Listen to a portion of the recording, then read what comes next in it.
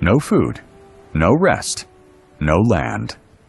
This bird sees something guiding it, something we're completely blind to.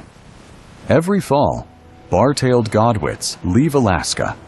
They fly straight across the Pacific Ocean, non-stop, for 8 days.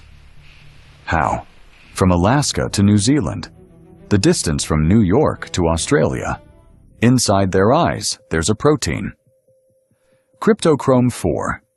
When blue light hits it, electrons start jumping 4 times between 4 molecules.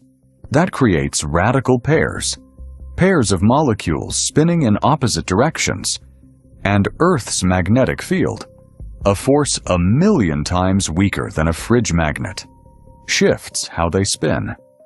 The bird's brain reads that shift as a pattern, not like a compass pointing north, like lines painted across the sky, bright where the field is strong, dim where it's weak. A map that moves with the bird's head. It's called quantum mechanics, the same physics that powers computers, happening inside a bird's eye.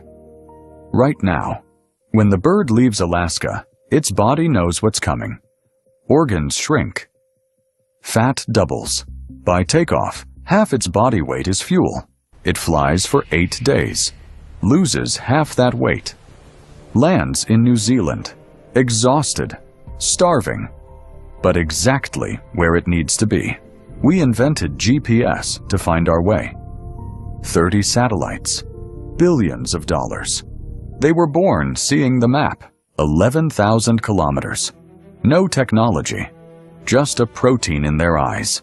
Right now, billions of birds are crossing oceans, seeing magnetic fields like we see colors. We built machines to navigate. They just open their eyes. Nature hides. We reveal.